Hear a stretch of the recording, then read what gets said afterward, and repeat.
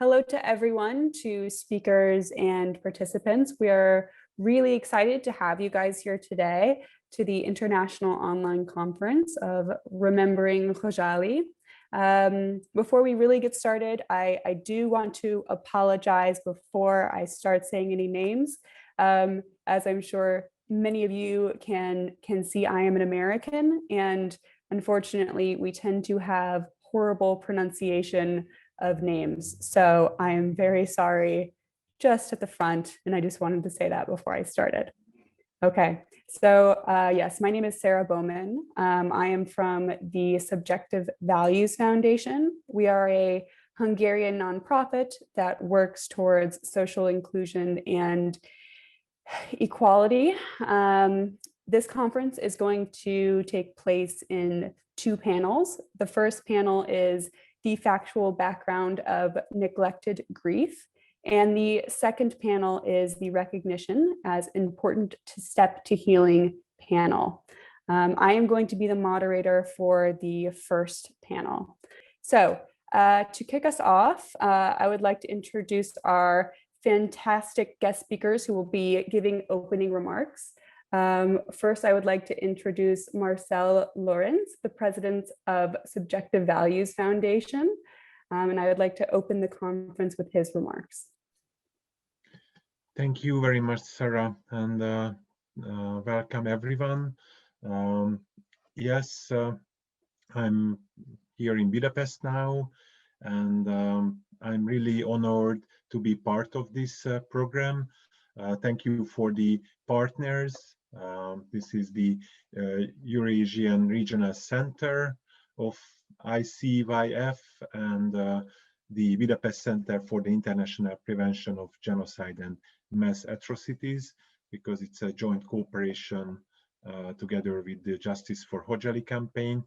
And yes, I'm not living in Azerbaijan or in that area, but I'm coming from a region, Central Europe, which has also a very difficult history and very complex conflicts back in time. So I can really understand the situation and share the feelings what you are having when we are discussing such a tragical event and when we are remembering Khodjaly.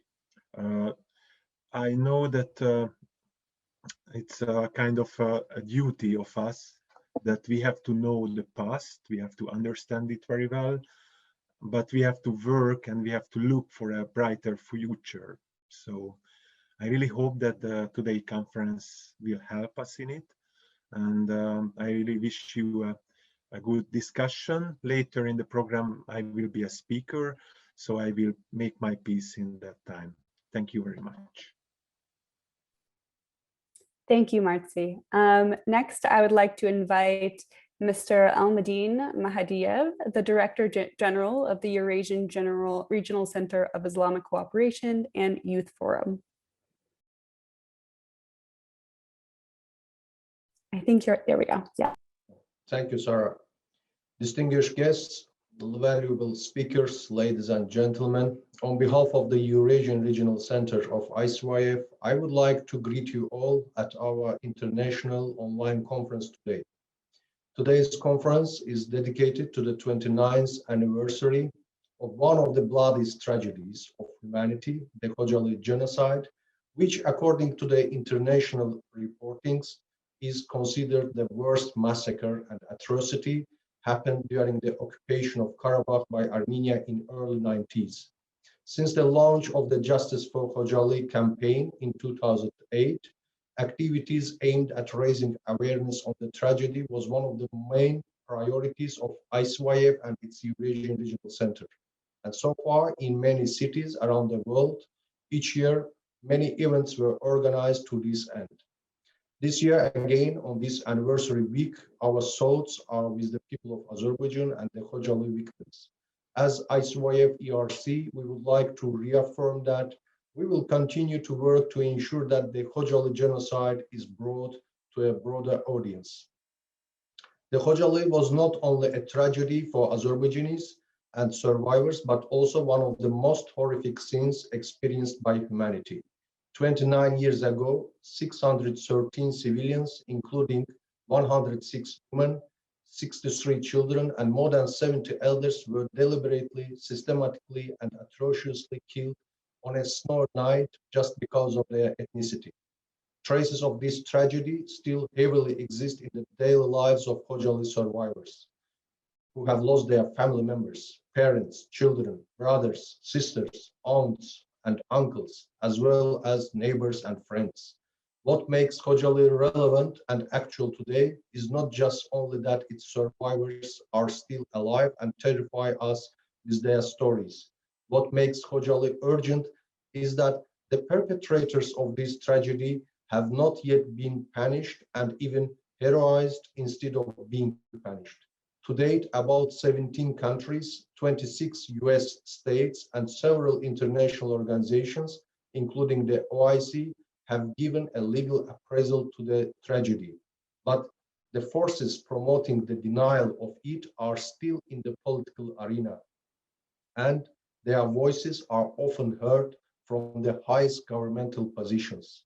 Also, former Armenian President Serge Sargsyan repeatedly admitted how systematic and deliberate the Khojaly was. We have frequently heard Khojaly's denial from top Armenian officials, including himself, journalists, academia, and ordinary people. Today, Armenia denies not only the tragedy, but also the right of Azerbaijanis living in the Karabakh region to live there. At this point, it's enough to remind the 1948 UN Convention on the Prevention and Punishment of the Crime of Genocide, which says that genocide is not only a murder, but also a denial of the group's right to life and existence. Indifference of the international community and impunity of the perpetrators of Khojaly have resulted with similar scenarios in one form or another in different geographies later on. For instance, in Srebrenica in 1995, there is a nuance that unites all the massacres in the post-Cold War era.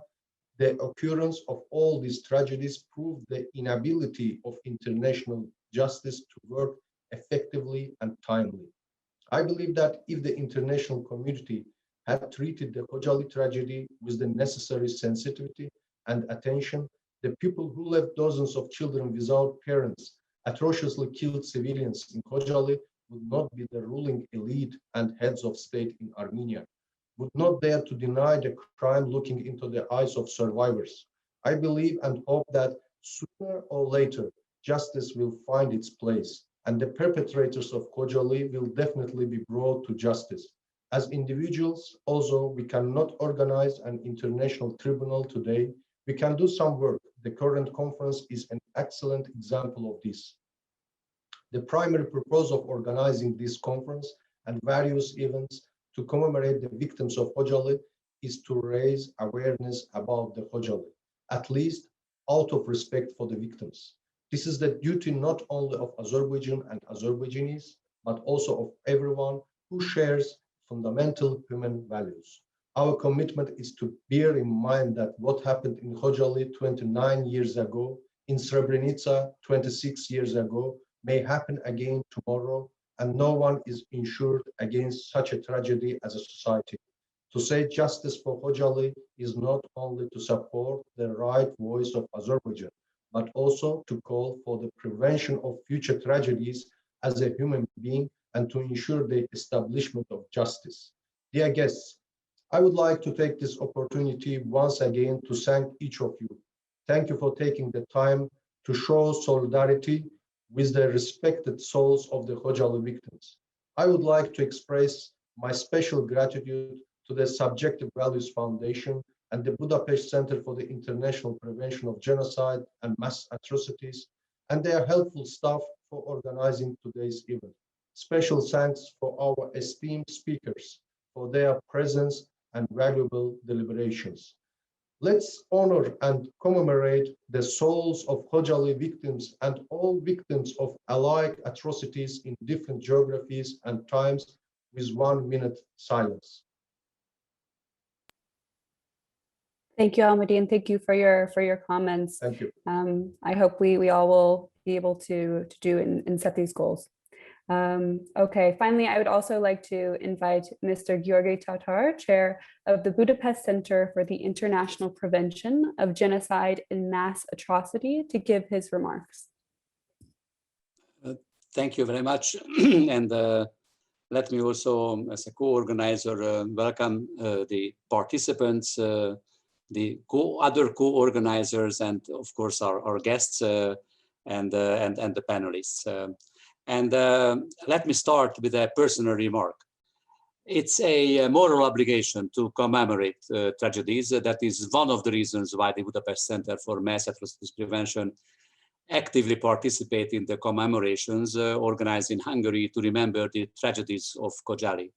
Let me use this opportunity to express my sympathy with the relatives and beloved ones of the victims of the tragedies in Khodjaly. However, commemoration is not a moral obligation only, it is a necessity too, as it helps to heal wounds of both parents and children. It reminds us of the extreme crimes a human being can commit against one another. And it could also be used for reflecting on what we can do to prevent and avoid similar tragedies in the future. But commemorations are not sufficient. I share the view that there is no peace without justice. However, to reach justice, you need to prove your justice and take the potential perpetrators to account by an impartial court. In the case of Khodjaly, the International Criminal Court would be the instance where the documents could be submitted for investigation, and let the court punish the perpetrators of crimes, in particular if we are convinced that those acts fall within the category of the 4 crimes of the responsibility to protect: genocide, ethnic cleansing, war crimes, and crimes against humanity. And let me offer again the assistance of the Budapest Center in filing up the documentation which may lead to justice. Extreme hatred was the main motivation of the tragedies in Khodjaly, and regrettably, the hatred has remained with us, and it is even on the rise across the globe. We witness that politicians love to play out the cards of hatred. They love to fuel adversary sentiments through overemphasizing patriotism, fueling nationalism and exclusion. By that, they divide citizens. They divide their own compatriots from each other. They divide small communities, young and old generation, nations and countries. The tailwind will not change in 2021. Either despite the recent change in the leadership of one of the lead nations of the world, accounting to a Hungarian proverb, one swallow does not make a summer. And consequently, many changes would be necessary to achieve changes in broader terms, indeed. And I don't see the perspective at all. This perspective at all. That should strengthen our motivations and activities to do more for countering the negative trends instead of letting us frustrated and disappointed. As mentioned in my keynote speech last year during the commemoration of Khodjaly, unfortunately, the actors, including the Budapest Center, who struggle for preventing such tragedies in the future, we work still in this strong tailwind. And it is particularly dangerous that numerous actors in the international community play passionately on the identity of people and try to get power through this risky tool. They try to stigmatize, sometimes even demonize and dehumanize groups of people by referring to religion, ethnicity, race, and nationality. That attitude leads, as a rule, to radicalization, extremism, and at the end of the day, to tragedies. Unfortunately, pandemic has amplified sentiments of nationalism, increased tension and hatred among people, and inequalities continued to grow. Unfortunately, online tools and platforms help amplify the effects of these negative attitudes. The online tools affect in particular youth, who are the biggest consumers of online channels and platforms. Unfortunately, through poisoning youth, they sow the seeds of future hatred and enmities instead of working on peace, reconciliation, and stability. Beyond the traditional and historical legacy, which serve as fertile soil for hatred, the climate change and digitalization, particularly the development and spread of use of artificial intelligence, multiply the risks and threats. That's why Budapest Center has just launched an initiative to explore the risks and interlinkages of these mega threats, mega challenges, and mass atrocity crimes. Given the increased vulnerability of the young generation of hatred, in particular online hatred and fueling negative sentiments, we as Budapest Center focus a lot on youth and building up capacities of youth and develop capacities in education to do more in that context. We believe in the need to teach the youth to think critically.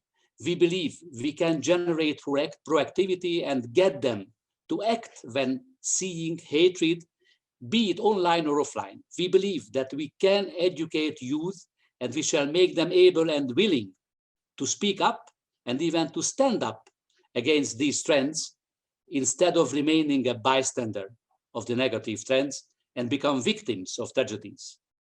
In that spirit, we as Budapest Center implement projects for the last few years, focusing on build up and improvement of youth capabilities. We specialize on capacities of young people in high schools as they use online tools as toys and become vulnerable to online harassment and bullying from their early age. But education of students should go hand in hand with the teachers and parents, and in some cases even with social workers.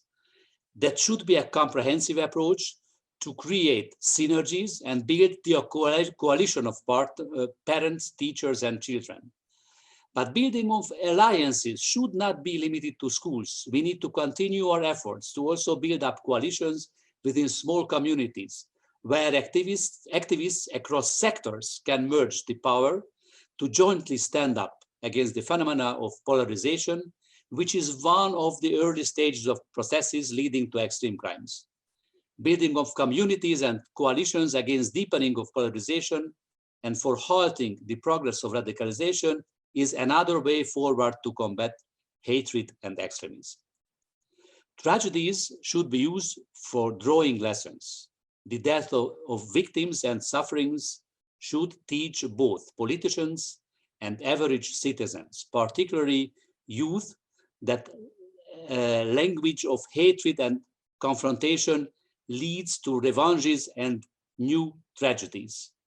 I'm convinced that the names of those politicians will be written in the gold pages of the history who work for peace, who work for stability, make attempts to create friendship between people and nations, and motivate their people to overcome historical and traditional enmities and hatred.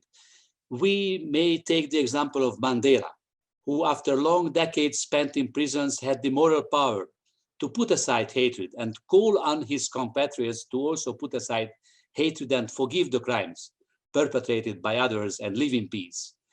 But we can also take as an example the institutions of the European communities. Nowadays, we call it European Union, which was initiated by the brave leaders of two nations, Germany and France, who were able to put aside long years fighting with each other that resulted in world tragedies. I believe that such brave steps could and should be made in other regions of the world. The politicians were wise enough to engage, those politicians were wise enough to engage in dialogue with each other. And the culture of dialogue, the efforts to hear and understand the motivations, way of thinking, sentiments, and problems of the others is, in my view, the real alternative of the politics of confrontation and hatred. Politicians in South Caucasus face crucial decisions in 2021. They can definitely choose the option to engage in dialogue with each other too. Attention, negotiation and talks are not dialogue. Those are for pursuit of interests. Dialogue is for arriving at shared values. Dialogue is an effective tool for long-term peace and reconciliation.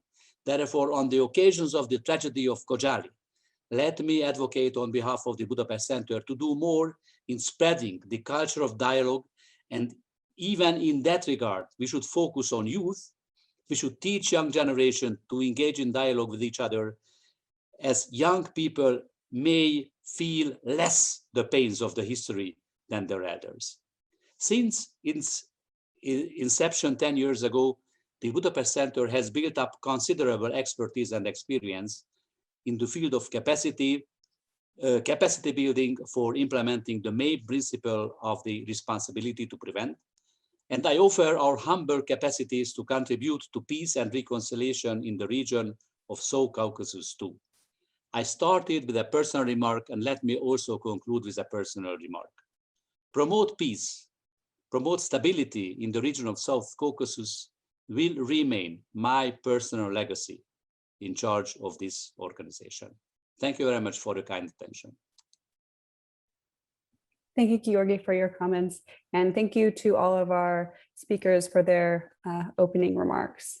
Before we move forward with the program, as Mr. Mehdiyev said, we must commemorate the victims of Khojaly. As such, I would like to ask for 1 minute of silence for the victims from all of the guest speakers and participants.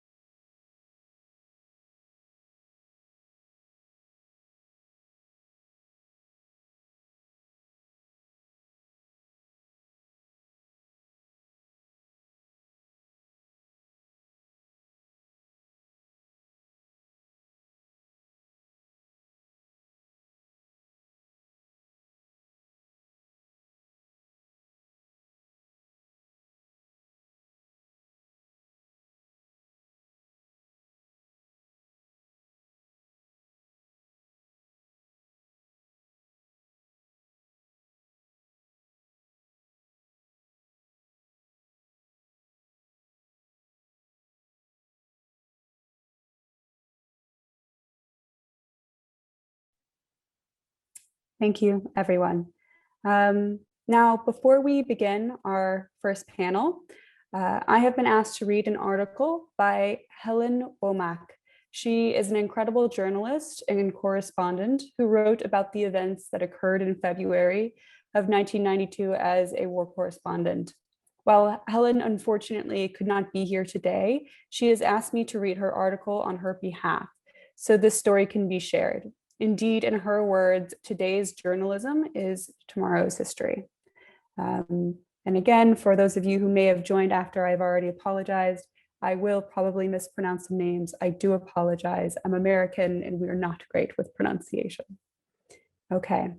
The exact number of victims is still unclear, but there can be little doubt that Azeri civilians were massacred by Armenian fighters in the snowy mountains of Nagorno-Karabakh last week. Refugees from the enclave town of Khodjaly, sheltering in Azeri border town of Agdam, gave largely consistent accounts of how their enemies attacked their homes on the night of February 25th, chased those who fled, and shot them in the surrounding forests. Yesterday, I saw 75 freshly dug graves in one cemetery, in addition to 4 mutilated corpses we were shown in the mosque when we arrived in Agdam late on Tuesday. I also saw women and children with bullet wounds in a makeshift hospital in a string of railway carriages at the station. Khojaly, an Azeri settlement in the enclave mostly populated by Armenians, has a population of about 6,000. Rashid Mamedov, commandant of police in Agdam, said only about 500 escaped to his town. So where are the rest? Some might have been taken prisoner, he said, or fled elsewhere. Many bodies were still lying in the mountains because the Azeris were short of helicopters to retrieve them. He believed more than 1,000 had perished, some of cold in temperatures as low as -10 degrees. Standing outside the Khojaly mosque, where women beat their breasts in anguish, a refugee, Rami Nasiru, described how residents at first thought the attack was no more than the routine shooting to which they had become accustomed. But when they saw the Armenians with a convoy of armored personnel carriers, they realized they could not hope to defend themselves with machine guns and grenades and fled into the forests. In small hours, the massacre started. Mr. Nasiru, who believed his wife and 2 children were taken prisoner, repeated what many other refugees have said, that troops of the former Soviet army helped the Armenians to attack Khojaly. It is not just my opinion, I saw it with my own eyes, he said. So angry are the people in Agdam that it could be very risky for Commonwealth forces due to withdraw from the enclave's capital of Stepankert to drive through this town, as they must do to reach Russia. The 366 Motorized Infantry Regiment yesterday seemed to have postponed its planned pullout. Commonwealth forces say they had to attack Khojaly because it was used as a base to attack Stepankert. Women, many of whom had followed Azeri tradition and scratched their cheeks to give the impression of tears of blood, knelt at the graves, producing a high-pitched ritual wailing. Graves decorated with dolls were those of young men who were due to be married. A middle-aged man stood over the grave of his nephew. Born 1963, died February 1992. He went back twice into the forest to save women and children. The 3rd time he went back, he got killed himself. Write the truth, the man said, expressing a common view that the Western press has favored Christian Armenia and been unfair to Muslim Azerbaijan. The mosque and graveyard were harrowing enough, but worse were the railway carriages with the wounded. Dr. Eldar Sirav from Baku said, 256 people had been treated since February 26. Nubar Dumaleva said on her stomach with bullet entry and exit wounds in her back. She had been in the forest with her 4 children and an elderly mother. 2 children had disappeared, but the other 3 escaped with her. They were lucky in that they were shot close to Azeri-held territory and managed to crawl to soldiers from their own side. Another surgeon from Baku University appealed for antibiotics.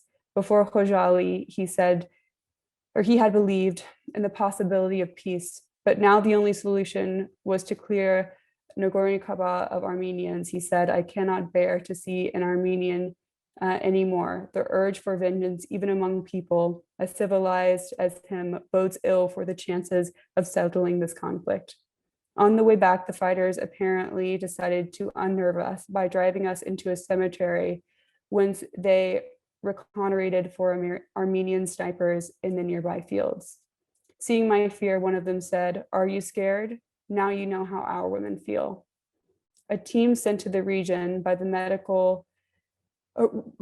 Doctors Without Borders said yesterday that up to 35,000 Azeri civilians were heading towards Azerbaijan's capital, Baku, to escape Agdam, which is under fire by Armenian fighters. In Baku, the powerful Popular Front opposition yesterday called for the president's resignation after the massacre. Azerbaijan's parliament opens an emergency session today where the president is likely to face increased pressure to quit.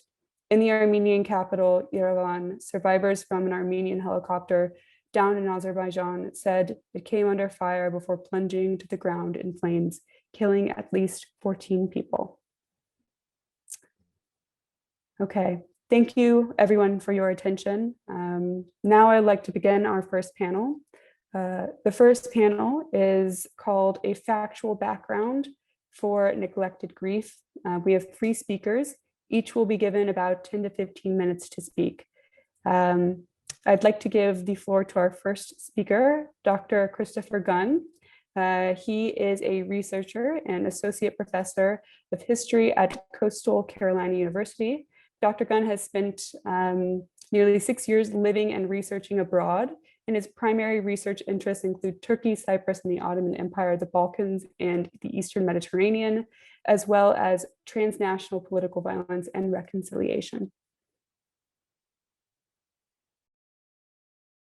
Okay, thank you. Excuse me. First, I'd like to thank the centers and the foundation for inviting me today to share some of my research. Do I have control? I've prepared a slide presentation, so I don't know if I can. You should be able to share your screen if you can Okay. see the bottom panel. Try to share. It's saying the host is disabled. Okay. Who has host capabilities?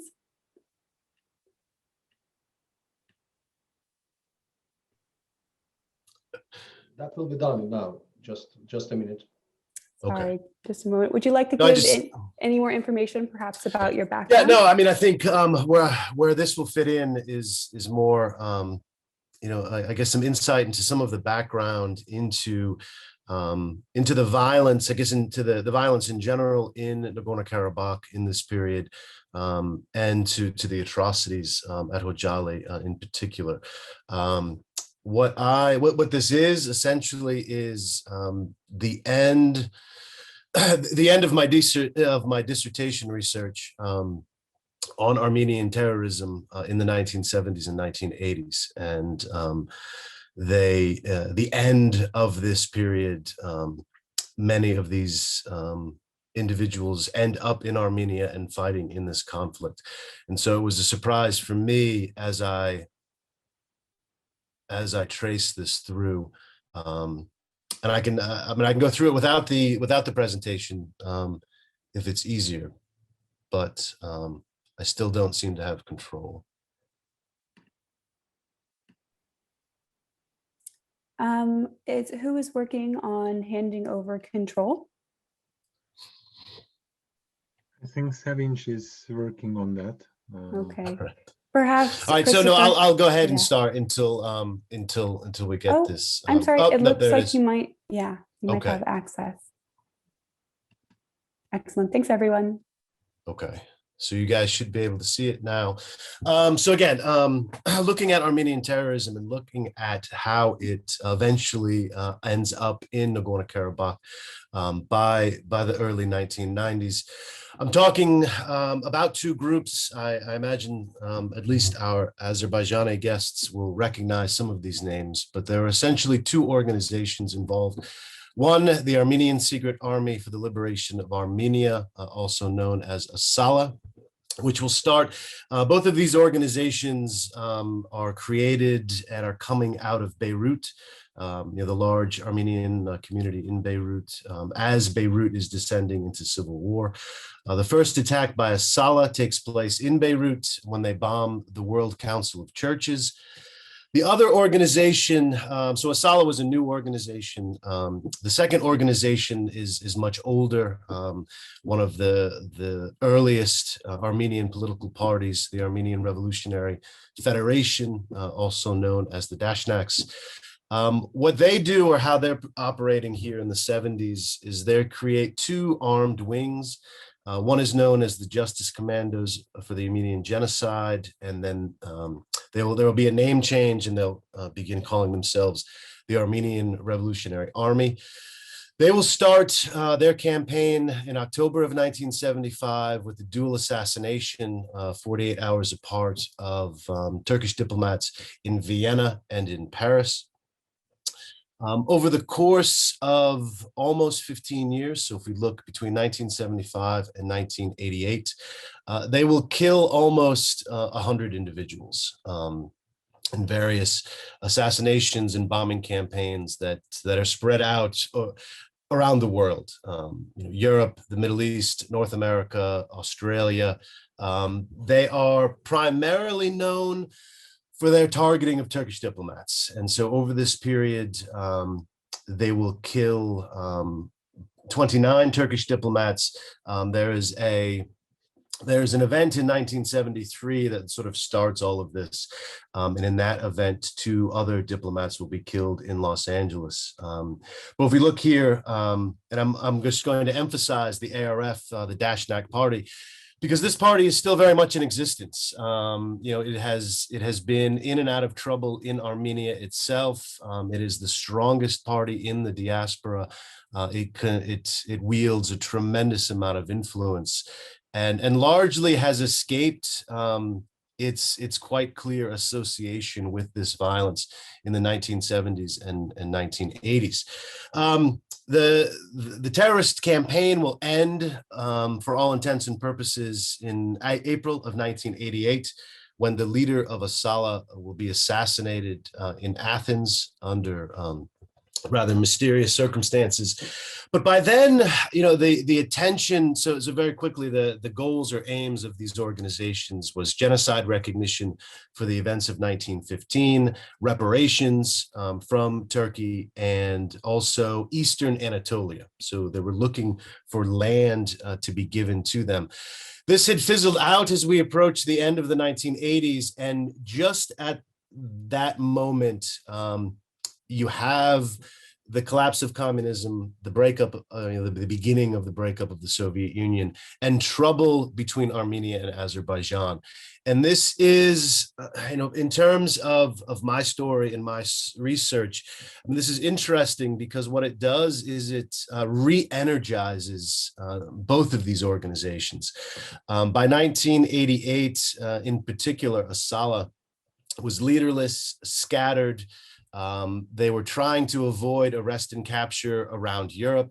They were essentially chasing the Iron Curtain as it's coming down, finding refuge, in Hungary, Yugoslavia, Czechoslovakia, and then Yemen, as these places are drying up and changing.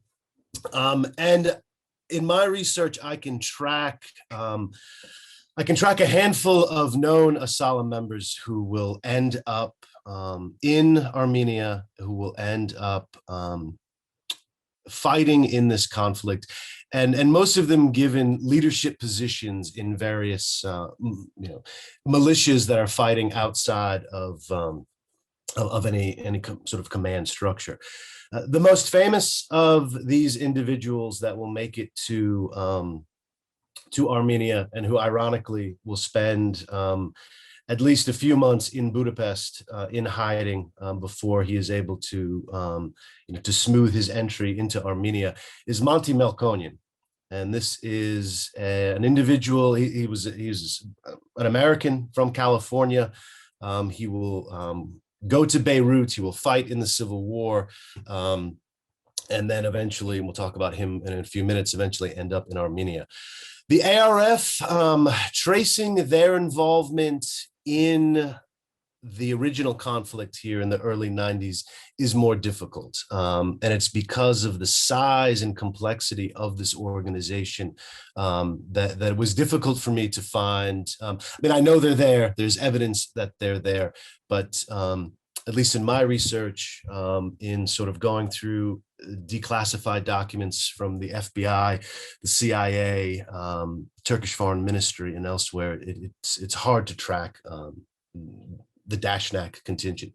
How this all relates to Khojaly and Nagorno-Karabakh, is the impact that I argue that these foreign fighters had in this dispute and in this conflict.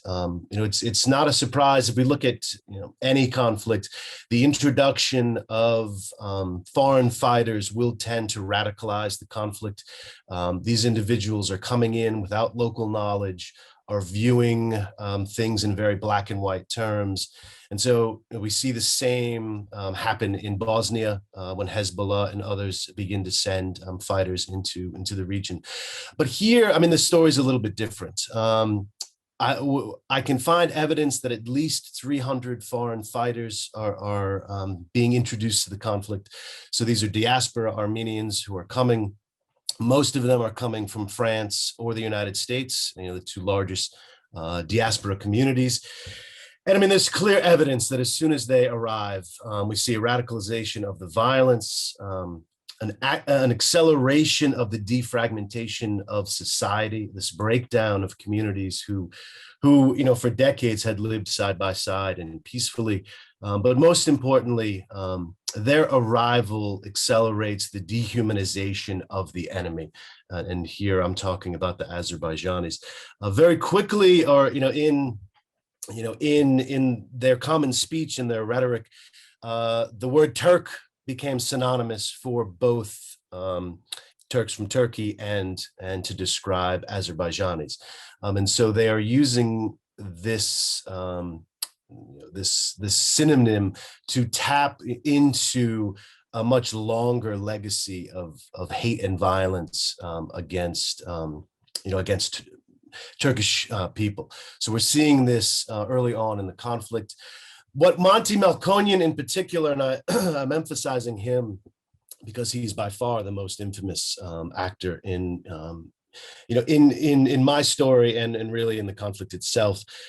He is now a national hero, and if we trace him out, what he is bringing to the conflict when he arrives here is his own experience. And this is an individual who we know at a minimum had already killed 2 civilians. He is responsible for an assassination in Athens, Greece in 1980. He will kill an attaché for the Turkish embassy and his 14-year-old daughter. So this is an individual, who had no hesitation in killing, even before he arrived. And he's bringing this to the conflict when he arrives. And Melkonian is really, he's the vehicle or the vessel that brings, with him almost a century of violence against Turks. And it starts at the beginning of the 20th century, immediately after World War I, when the ARF will organize an assassination campaign that will kill a number of individuals. The most famous, Soghomon Tehlirian, who will kill Talat Pasha in Berlin in March of 1921. But even here, already at the beginning, there are also Azerbaijani officials that are involved in this assassination campaign. It's known as Operation Nemesis. But we can see here 1920 in Tbilisi, 1921 in Istanbul, the murder of the former Minister of Foreign Affairs and the former Minister of Internal Affairs for Azerbaijan. What comes out of this is, how this is interpreted by the Armenian diaspora is it is okay for them to kill Turks, that the Western community, the Western public will tolerate and accept the assassination of Turkish individuals. And this becomes a common theme throughout the 1950s and 60s until we get to the 1970s, the beginning of this this Armenian terrorist campaign. It's kicked off by this individual, Gurgen Yanikian, in Los Angeles. And you can see here, at his trial, in his comments to the press, here he's verbalizing a common sentiment in at least a segment of the community, is that Turks are not human, and therefore there is no guilt in murdering these individuals. And again, so this comment is from 1973. After these murders, it's Yanikian who will urge the Armenian diaspora to wage war on Turkish diplomats, and this is what will sort of kick off the campaign that's carried out with Asala and the ARF. And again, in my research, what I saw, it's this radicalization, this dehumanization, the conflating of the events of 1915 and Turks in Turkey with Turks in Azerbaijan, the Western community's history of looking the other way when Turks are killed, whether they're from Turkey or Azerbaijan. And it's this that sort of feeds into the radicalization of the conflict on the ground.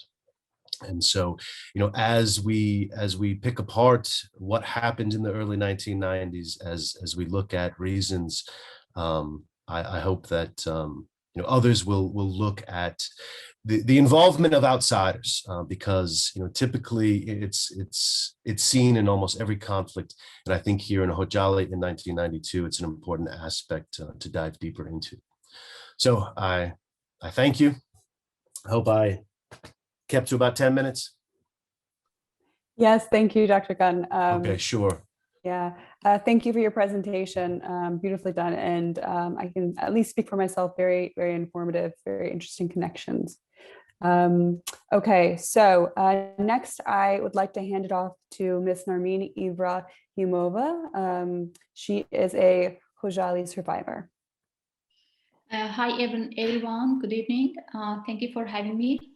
Let me very briefly start giving you just brief information about myself before I'm jumping to my presentation. Right now I'm heading a projects department at Azerbaijan State University of Economics, and I'm also an adjunct lecturer at the university.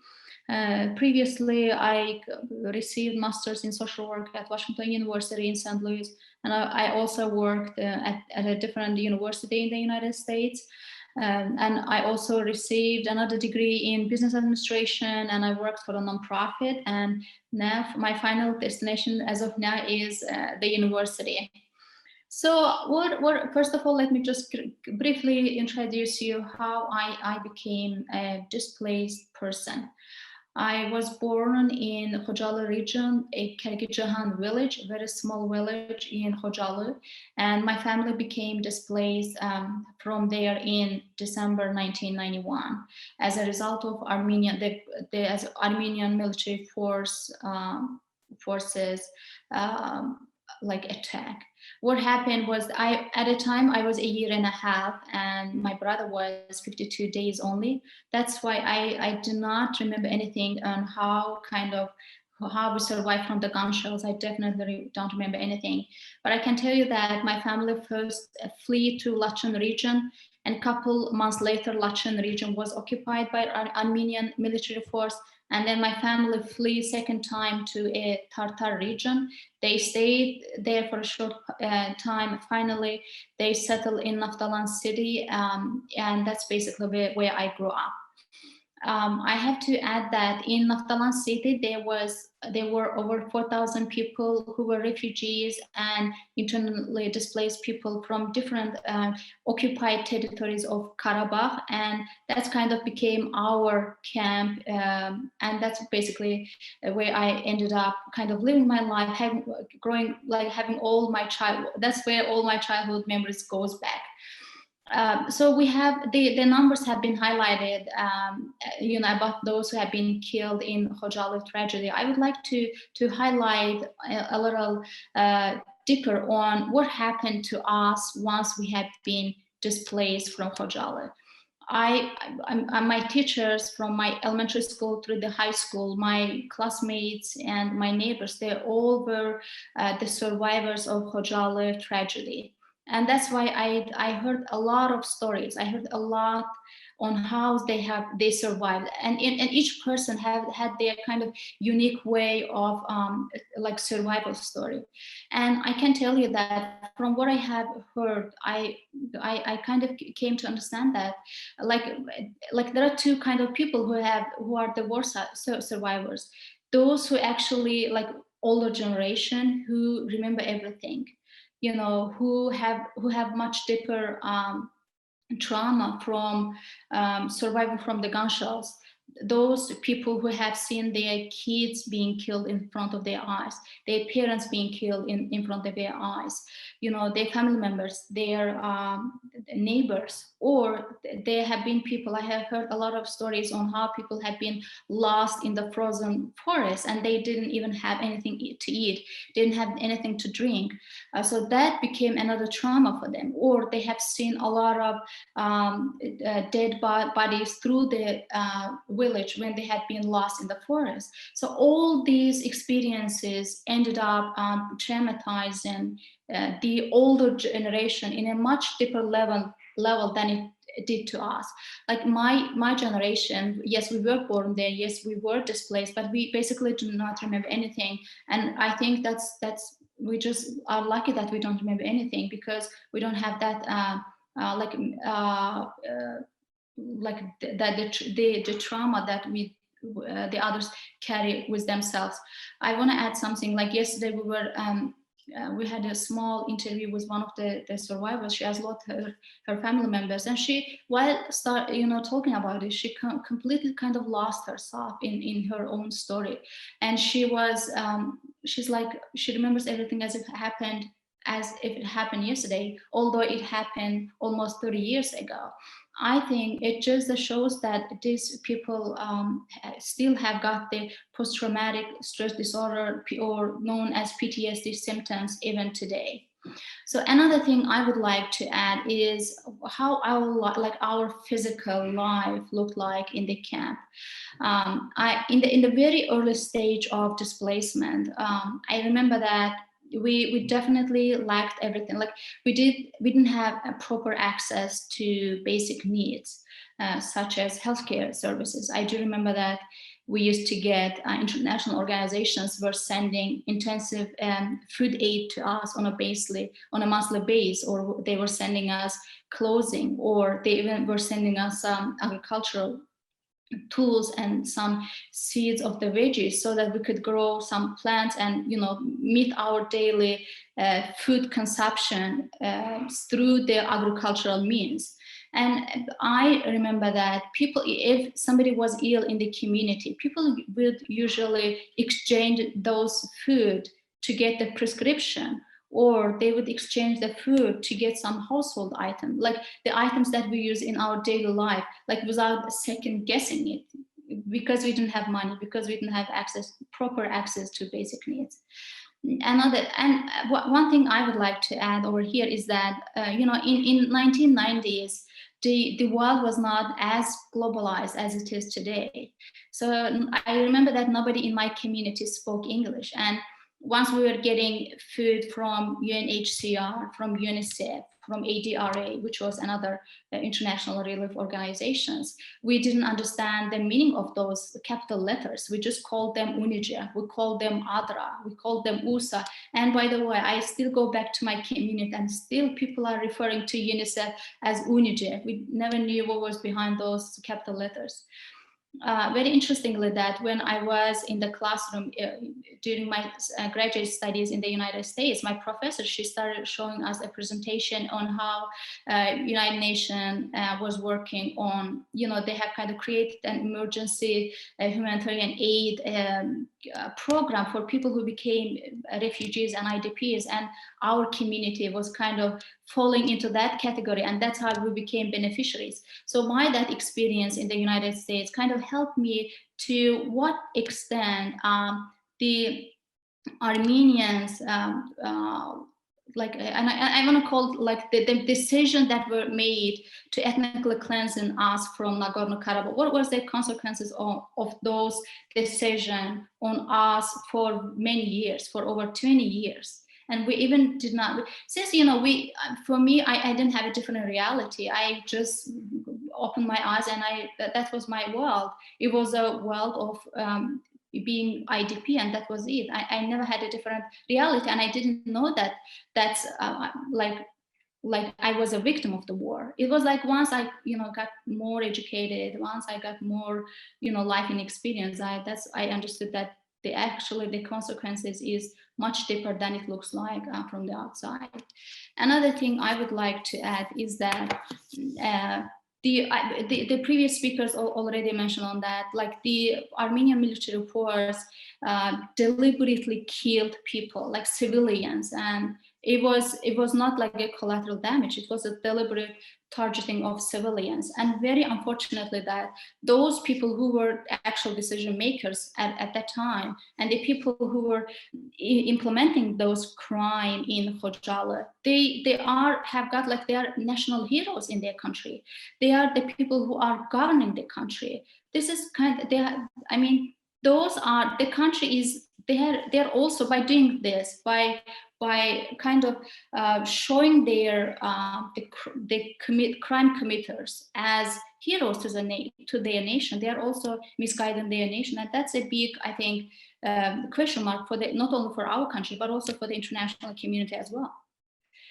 And I think, on behalf of my community, and I believe this is what also in as our nation would desire, is that the perpetrators of the Khojaly tragedy, they must be in prison. Like those ill-minded people, the criminals, they need to be in prison so that we could have at least moral satisfaction to what happened to us.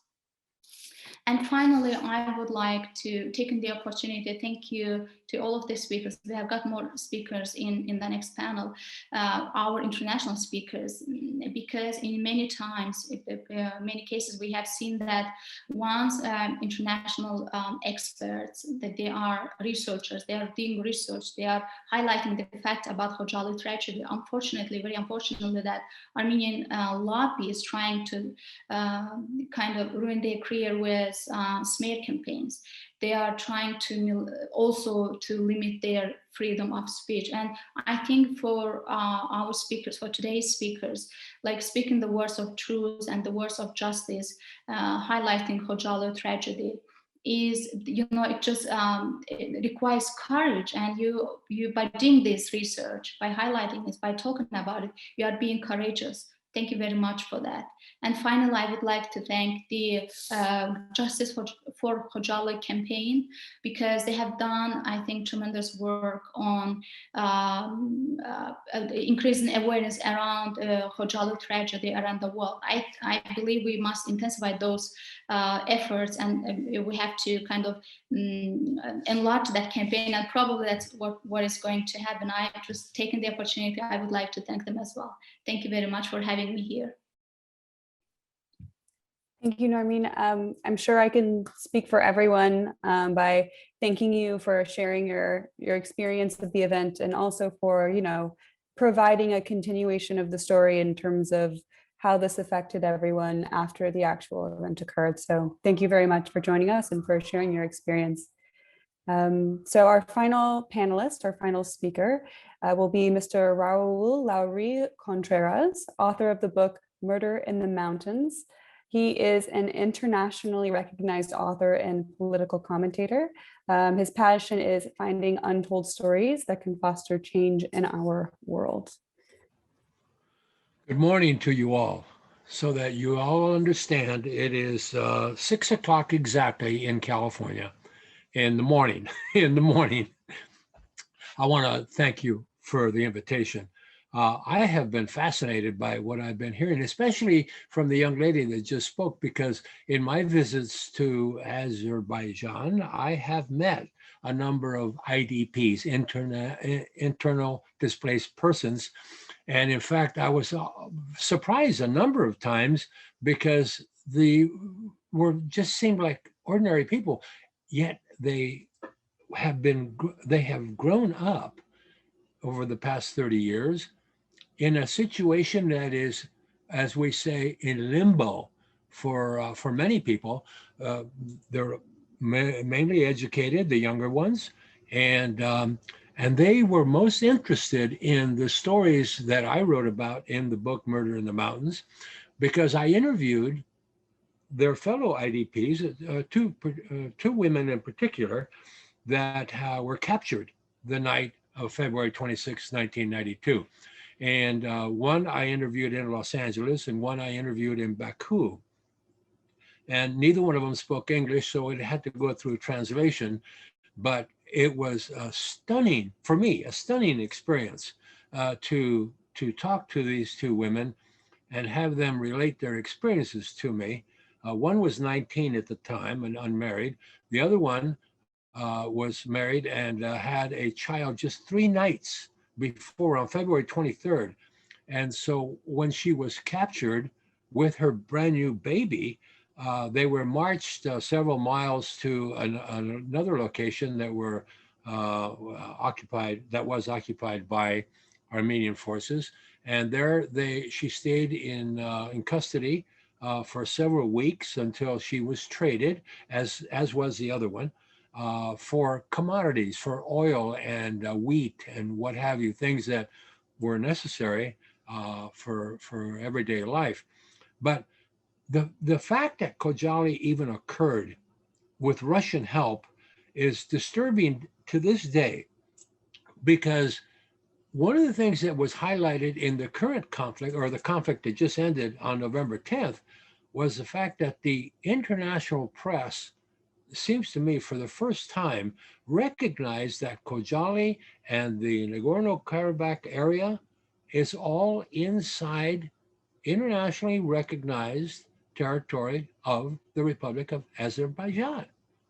This was not a war fought in Armenia. This was not a war fought in Turkey or in Georgia. It was fought entirely in the Republic of Azerbaijan, which was a new country at the time. Well, it was, declared its independence from the Soviet Union, and then Armenia did also. But the fact that this current, the war that just ended successfully for Azerbaijan was amazingly noticed by the international press. And it really surprised me that it was entirely fought within the Republic of Azerbaijan. What makes that interesting is that refugees, Armenian refugees that have left the Karabakh to go to Armenia are not recognized by the United Nations by definition as refugees, because the forces in the combat did not cross international lines.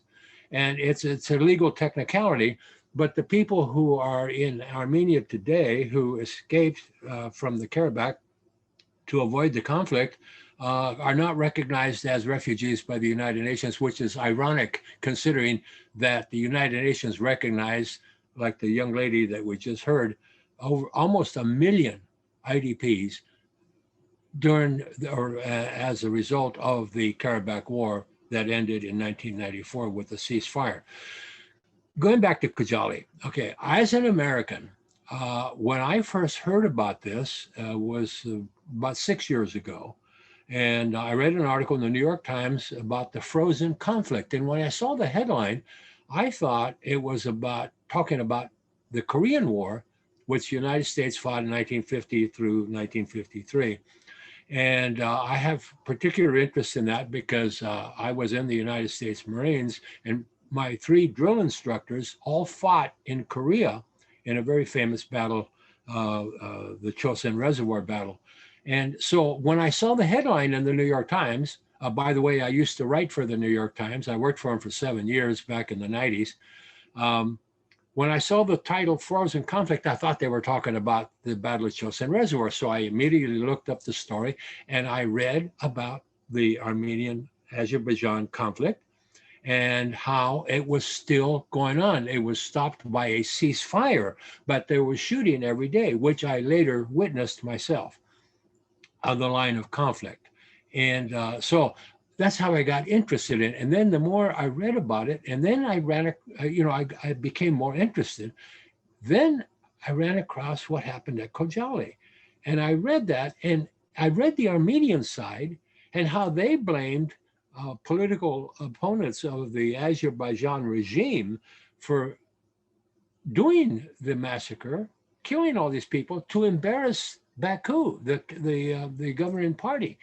And I thought, no, that can't possibly be. So I got into it, and then went to Azerbaijan, interviewed survivors and military people, and read everything I could. I do recommend that people read Thomas Goltz's book, Azerbaijan Diary, and Thomas DeWald's Black Garden, which is translation of Nagorno-Karabakh.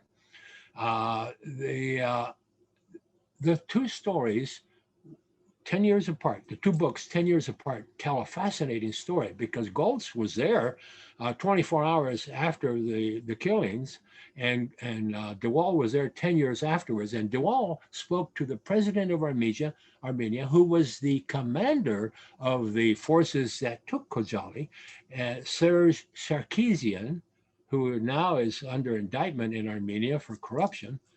He told DeWald very brazenly, well, Khodjaly showed the Azerbaijanis that the Armenians weren't fooling around, that they were serious, and they did so by killing civilians, and they did so on purpose. And I think that being a former military guy, in a military that more or less sticks to the rules, that irritated me as an individual. It really did. And when I saw the pictures and read the stories about children that were killed and children that were scalped and by Armenian forces using knives and bayonets, I became very, how should I say, very one-sided in my view. I lost some of my objectivity because killing 600 civilians and wounding many more and causing missing in action that we've never found these people or located where they're buried or anything, because Azerbaijanis were not allowed to go into the Karabakh area and to go to their home. This was a case, of course, in front of the European Court of Human Rights that found unanimously in 2015 that that Armenia was totally responsible for the conflict, totally responsible for the war, and totally responsible for an illegal occupation of the Karabakh area plus the 7 surrounding provinces. Okay, so I wrote the book, and I've written several articles since then. And recently I've started a podcast called the Contreras Report, and I've spent some time because I started it while the conflict was going on between September 27th and November 10th. And because of my deep interest in my professional interest in the South Caucasus, I've done several stories about it. And here we are today discussing that on the day before the date, and I sit back and I wonder, and I hear talk about peace and what have you, and I look at what is going on. The Azerbaijan forces did a great job militarily, and now it appears, from everything I've been able to see, that the government is stepping into the Karabakh, and they're with an aid and reconstruction situation that can only benefit the entire region. The deal on November 10th called for a number of things, including the opening of a railroad between Armenia and Russia that runs right through Azerbaijan. So we now have a situation where railroads are opening up again, which means trade, and raises the level, the economic level of the entire region, because Armenia has been isolated for so many years because of the Turkish and the Azerbaijan closures of their borders. And there are only 2 ways out for Armenia to trade. That was through Georgia or through Iran. And their biggest trading partner is Russia. So now they're going to reopen the rail lines between Armenia and Russia that run through Azerbaijan. And this allows the Azerbaijanis to get involved in the whole region again, because they've been building oil and natural gas pipelines around Armenia rather than through it, which would have been cheaper and benefited everybody. But hopefully now the conflict is over permanently, and the entire region can benefit from a robust trading situation, which can elevate the status of the Armenians, particularly because they're the ones that are the least prosperous in the area. So I look forward, hopefully, to an era of peace and trade, because as a free trader in America, actually the largest trading nation in the world, even larger than China, because we sell as well as buy. And I look forward to the future that this same philosophy that has served North America well will now serve the South Caucasus with trade and peace. Thank you. Thank you, Mr. Contreras. Thank you for your presentation. And of course, thank you for your commitment to this conference and waking up before 6 a.m., I'm sure, to join us. So very much appreciated. Great. Okay, so this now concludes our first panel. I would like to now hand off to our second moderator. He will begin the second panel titled Recognition as an Important Step to Healing. Hi, everyone. My name is Tyagi Pallava, and I'm actually based in Budapest, and I'm an independent filmmaker. I would like to invite, first of all, Fahmida Faiza, who's a human rights lawyer and an activist. And the kind of, we will be continuing from the first panel, so everyone has about 15 minutes to go over this topic. So I'll hand it over to you, Fahmida. Thank you. Am I audible? I am, right. Okay, perfect. So thank you, Eurasian Regional Council of ICYF, for extending the invitation for me to join this international conference. Distinguished guests, honorable panelists, ladies and gentlemen, today my intervention would cover mostly the legal aspect of seeking justice, and while we look at the commemoration as a tool of healing. So according to the Rome Statute of the International Criminal Court, war crimes constitute grave breaches of the Geneva Convention of 12 August 1949, and the laws or customs of international or internal armed conflicts, which include the intentional killing of civilians, their torture, rape, inhuman treatment, or matters as such, which undermines a nation. The statute also constitutes to incorporate the purposeful destruction of civilian property. And under the same statute, genocide refers to as the intentional mass-scale killing with the intent to destroy in whole or in part of a national, ethical, ethnicistical, and racial or religious group. Now, considering the intensity and duration of this serious violent massacre by Armenian force over the period of time, Azerbaijan definitely has the legitimate grounds to seek justice. The ICC has established with the purpose of ending the impunity of state actors who commit such crimes and hold them accountable in front of the court, since such atrocities concern and have repercussions for the entire international community. Now, ladies and gentlemen, justice delayed is justice denied. We have to act in the best possible timescale as we talk today to ensure justice. Aside from procedural justice, in my humble opinion, we should consider some other forms of justice as such to find the grounds for healing. It is worthy to consider restorative justice approach rather than retributive or distributive justice approach. However, as we are talking about moving forward and seeking justice and a resolution of the long-standing history that has impacted an entire nation, there are certain factors we also need to be mindful of. It is noteworthy that since the end of the Cold War, the international community has spent over $1 billion on transnational justice projects. The South African Truth and Reconciliation Commission, for instance, cost more than $50 million. The Ad hoc Tribunal for former Yugoslavia costs around $177 million per year, and its Rwandan counterpart spent $1 billion between 1995 to 2007. Identifying the complex causal links underlying post-conflict reconciliation process, including the impact of transnational justice mechanisms, thus provide policymakers with more effective tools for reconciliation and peace building in conflict-torn societies, thereby preventing a relapse of such incidents to occur in the long term. I'm glad that through this kind of international conference, we are raising awareness and we are talking about the Khodjaly massacre and seeing that such a knowledgeable, strong and international panel is here today to discuss and deliver about what happened to this nation of Azerbaijan. It gives me a lot of hope that soon, very soon, we will be able to ensure justice for the people of Azerbaijan. I would like to end my statement with a personal note.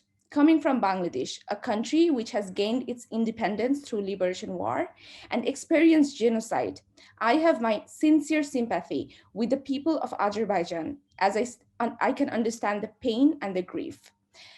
Armenia denies the genocide till today, and it is important to raise global awareness about the atrocity and massacre in Nagorno-Karabakh and what has scarred a nation for a lifetime. While we initiate dialogues for peace, I would urge the global citizens that let us not forget the resonance for seeking justice and express our solidarity with Khodjaly victims. Thank you for your kind attention.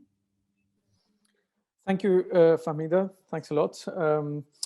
And the next speaker is Marcel Laurence. He's actually also based in Budapest. He's the director of Subjective Values Foundation, which is a human rights NGO based in Budapest. So I will hand it over to you, Marcel. Thank you very much. I will share my screen. Just 1 second. So is it full screen? So thank you very much, everyone. It was very interesting and touching, and it was very deep at many points to listen the stories and the background of the Khodjaly tragedy. As it was mentioned, I'm directing an NGO in Hungary. We are focusing on human rights, while I have different hats, as we say. One is that I'm also a mediator, and I was thinking, I played with the thought that what should a mediator would do or can do in such a conflict, in such a situation. Usually mediation is more on like between two persons, or let's say 3 or 4, not between 2 nations or 2 countries. And of course, it's a very, very difficult and sensitive issue for sure. So as just it was mentioned before, restorative justice also a very useful tool to involve it, because we need to heal the wounds as well. But I will tell you a few words about my approach, and because I would like to share some ideas and some plans, and hopefully it can also help to deal with the situation, deal with the history, and make a better future. So yes, but it's just the whole idea behind the approach, that it's always needed to understand the past. You need facts, you need information, you have to be prepared. And as we could hear and we understood, there are a lot of work already have been done, and so we can use all these resources, what is behind all this research and all these witness stories, and all the written articles and books can be used. But now we are in the present, so it's time for us to make plans and to work on that. And we need to achieve something. This is that we have to achieve the position where we have a vision about the future, and we can work on that.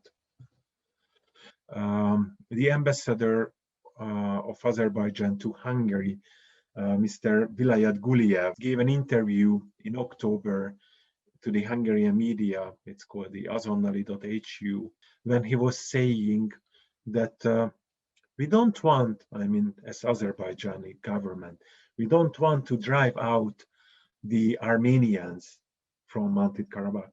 He means we have offered to live together as it was before. So when we are discussing the past, it should be part really the understanding that there was a time, a very long period in the history, when in the Caucasian area, in Armenia and in Azerbaijan, the 2 nations were living together in peace. And because of the happenings in the 20th century, it was destroyed.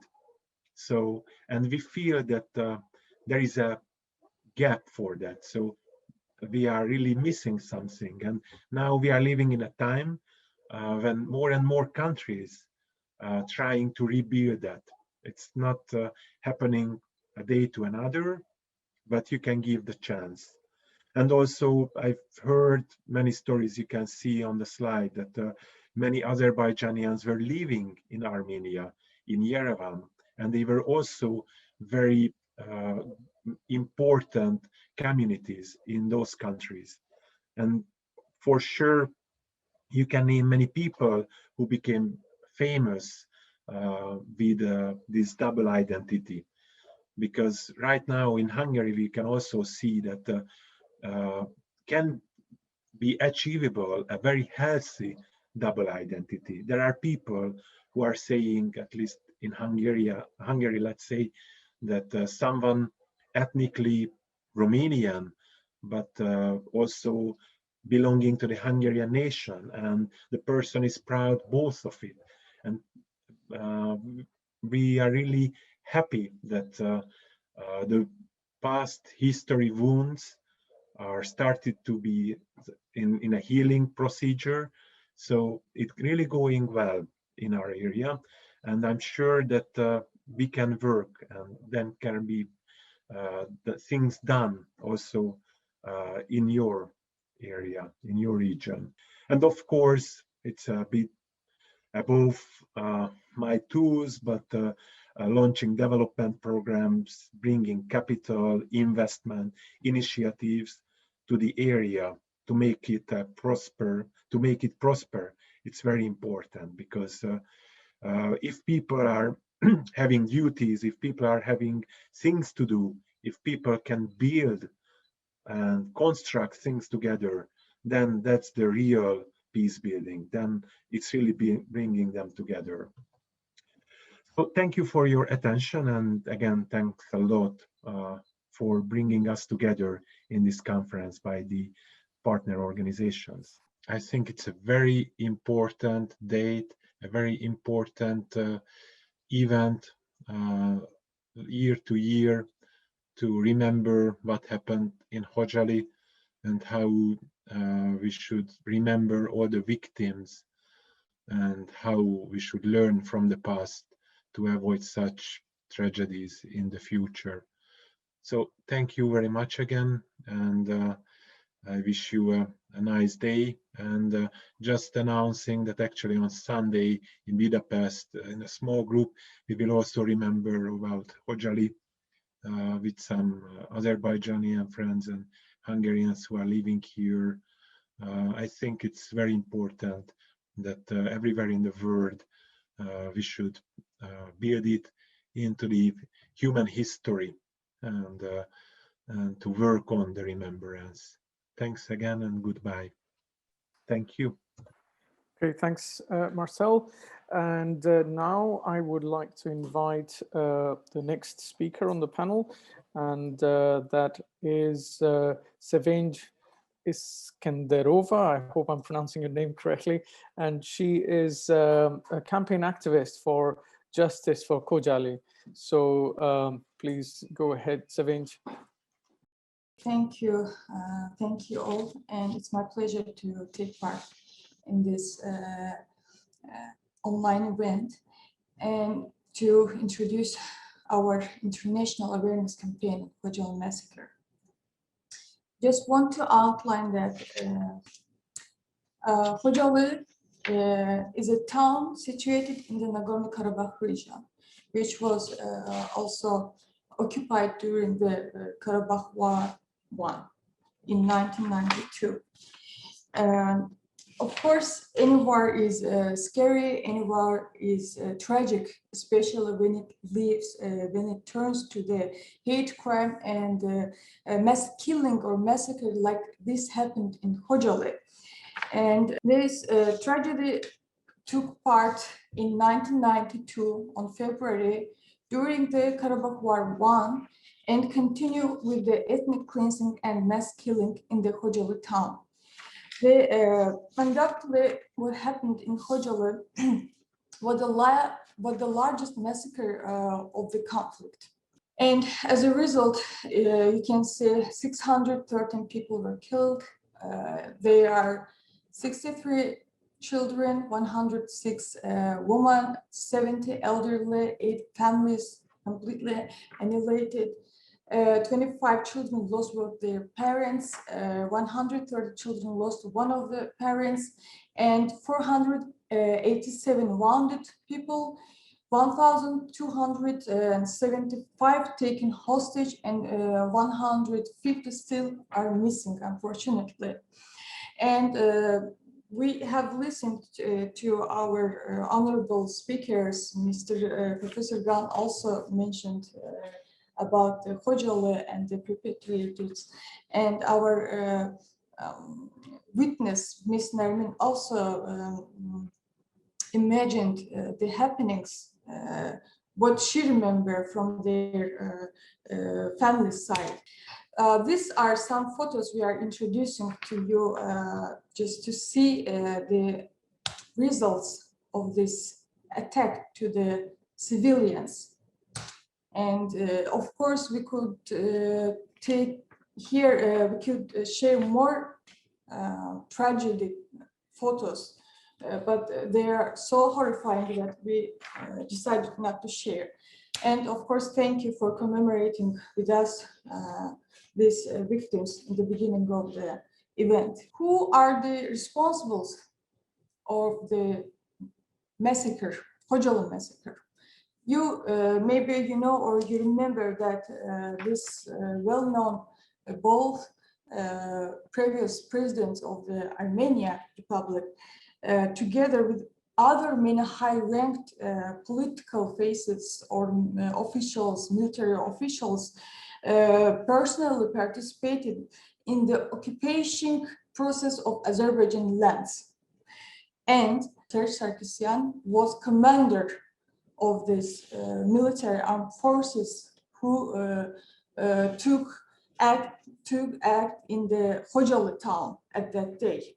The following words by the Mr. Sarkisyan leave no doubt that as to the perpetrator of the crime in Khodjaly, this words is outlined in Thomas de Waal's books titled Black Garden, Armenia and Azerbaijan Through Peace and War. This is words of the Serge Sarkisyan. Before Khodjaly, the Azerbaijanis thought that they were joking with us. And they thought that Armenians were people who could not raise their hand against the civilian population. We were able to break that stereotype. And this person later became president of the Armenia. And in his another interview his answer to the journalist, he said, "I have absolutely no regrets, since such upheavals are necessary, and even if thousands have to die." These words from a man who holding the highest political and military post in Armenia at that moment speak for themselves and disprove any attempt to deny Armenia's responsibility for crimes against Azerbaijan civilians during the conflict.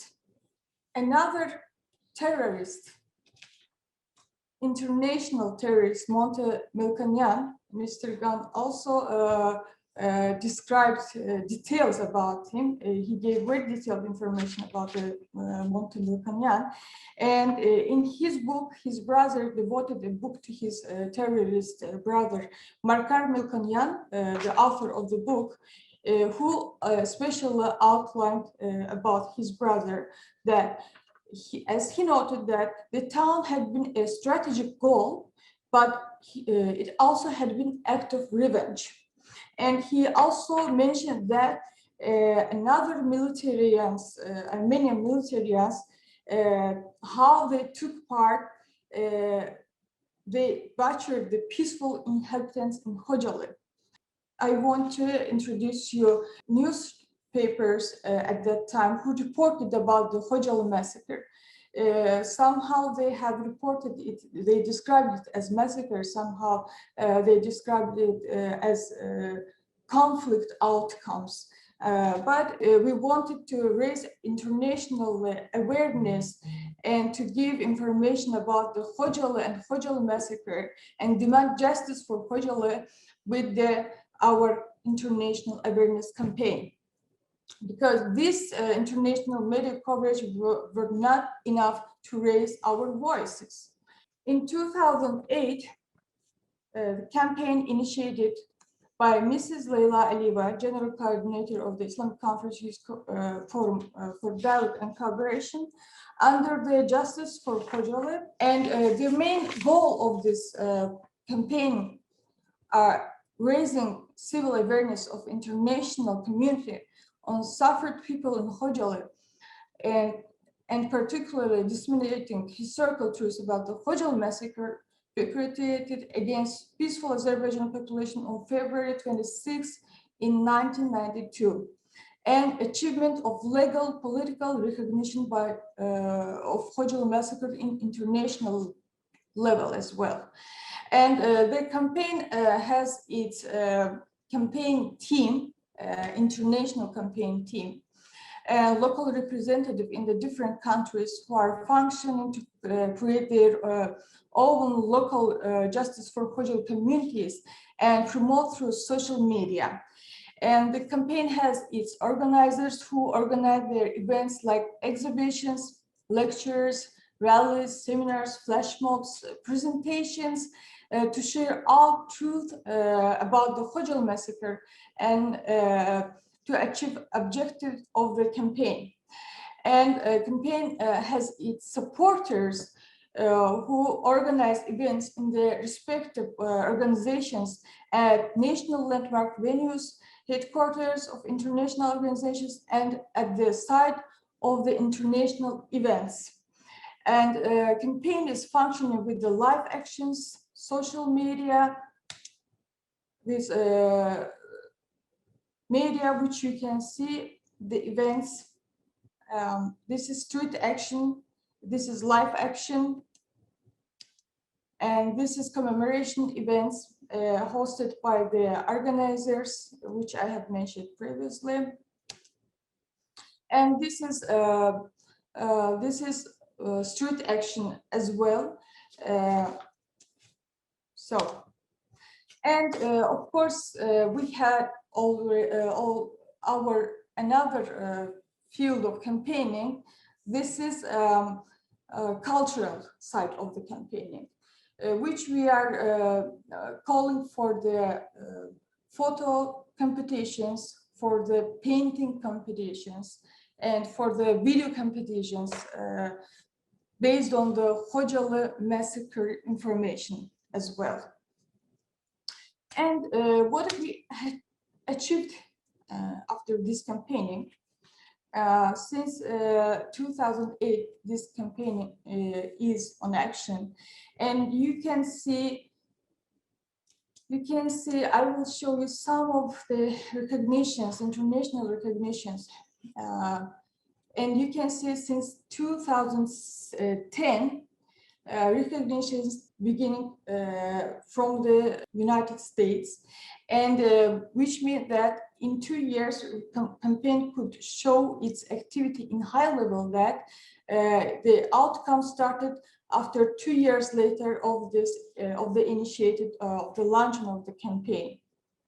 And almost more than 14, it's maybe more than 14 states and countries who recognized Khodjaly as massacre. And these are some proclamations by Florida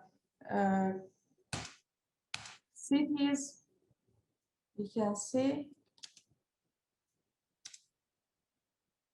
And of course, these are not limited actions by our side, because mostly we are deciding how to act, what to do, where to start, and which kind of campaigning to do this year, for example.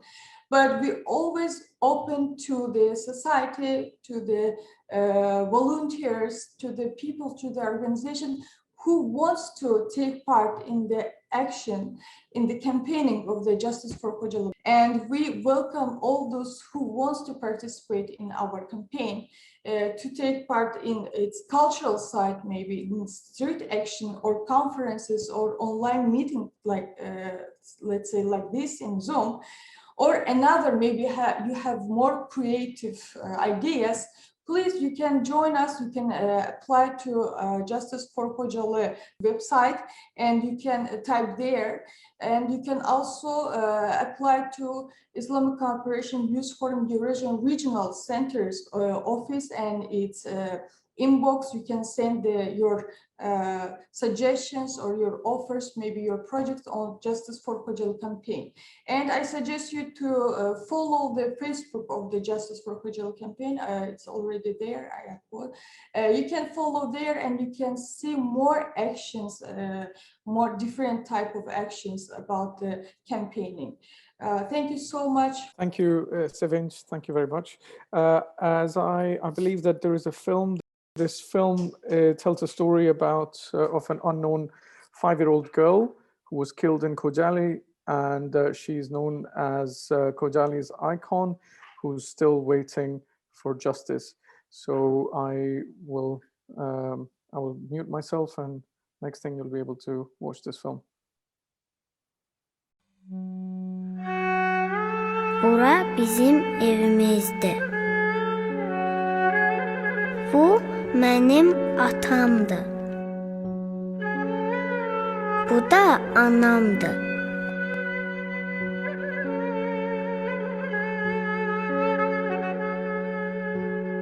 Bu isə mənim nənəmdir. O gecələr mənə nağıl da danışırdı. Amma indi heç kim gülüb danışmır. Elə bil kimdənsə küsüblər. Deyirlər müharibədir. Müharibənin nə olduğunu bilmirəm. Bircə onu bilirəm ki, məndən heç kim oynamır. Birdən qorxulu səslər eşidildi. Atam tələsi evdən çıxdı. Oyuncağıma dedim ki, qorxmasın. Birazdan atam qayıtdı. Dedi ki, tez olun, gedirik. Ermənilər kəndə hücum eləyiblər. Biz meşəyə qaçdıq.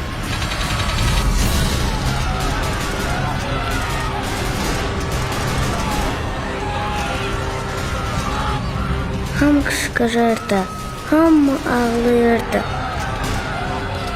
Nənəmə nəsə oldu.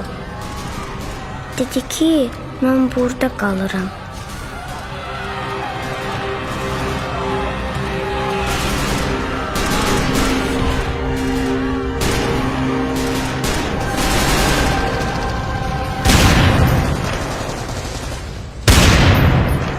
Sonra nə oldusa, anam da yıxıldı. Atam da.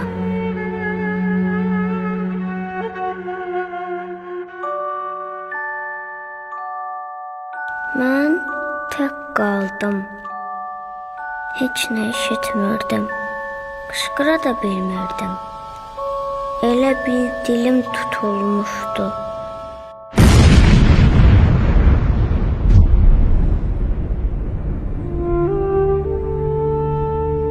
Sonra bilmirəm nə oldu. Elə bil yuxuya getdim.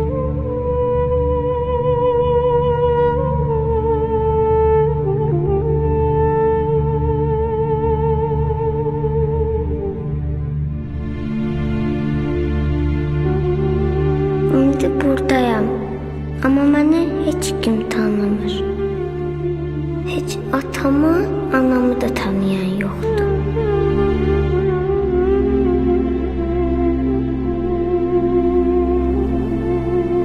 Bu uşağın adı yoxdur. Yox. Bəs bu kimin övladıdır? Bütün Azərbaycanın. Hamı mənə baxıb kövrəlir. Mən onlara neynəmişəm? Heç adımı da bilən yoxdur. Hamı mənə nişanə deyir. Khojaly nişanəsi.